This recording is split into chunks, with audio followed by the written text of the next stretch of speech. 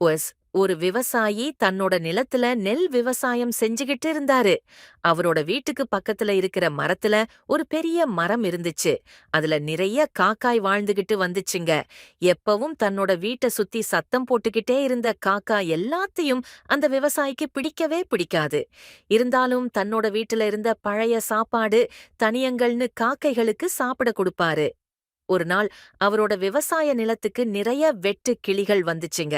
அதுங்க நிறைய தானியங்கள் மண்ணுமில்லாம பயிர்களையே தின்னு தீர்க்க ஆரம்பிச்சுச்சுங்க. அத பார்த்த விவசாயி ரொம்ப வருத்தப்பட்டாரு. எவ்வளவு கஷ்டப்பட்டாவது இந்த வெட்டுக்கிளிகளை துரத்தணும்னு முயற்சி செஞ்சாரு. ஆனா நிறைய வெட்டுக்கிளிகள் இருந்ததால அவரால எல்லாத்தையும் விரட்ட முடியல. ரொம்ப வருத்தப்பட்ட விவசாயி ஒண்ணுமே செய்ய முடியாம வருத்தத்துல அங்கேயே உட்கார்ந்து தன்னோட நெல் பயிர்களை வெட்டு கிளிகள் தின்னு நாசமாக்குறத பாத்துக்கிட்டு இருந்தாரு. வருத்தமா உட்கார்ந்திருந்த விவசாயிய பார்த்த காகங்கள் உடனே பறந்து வெந்து வெட்டு கிளிகளை பிடிச்சு திங்க ஆரம்பிச்சுங்க. இத பார்த்த விவசாயிக்கு ரொம்ப சந்தோஷம் வந்துடுச்சு. கொஞ்சம் கொஞ்சமா எல்லா வெட்டு கிளிகளையும் பிடிச்சி தின்ன காகங்கள் எல்லாம் பார்த்த விவசாயி, அடடா! இத்தனை நாள் நமக்கு தொந்தரவுன்னு நினைச்சுக்கிட்டு இருந்த காக்கா எல்லாம் தான் கொடுத்த சின்ன உணவுக்காக இப்ப நமக்கு உதவி செஞ்சு நம்மள காப்பாத்திடுச்சேன்னு ரொம்ப சந்தோஷப்பட்டாரு.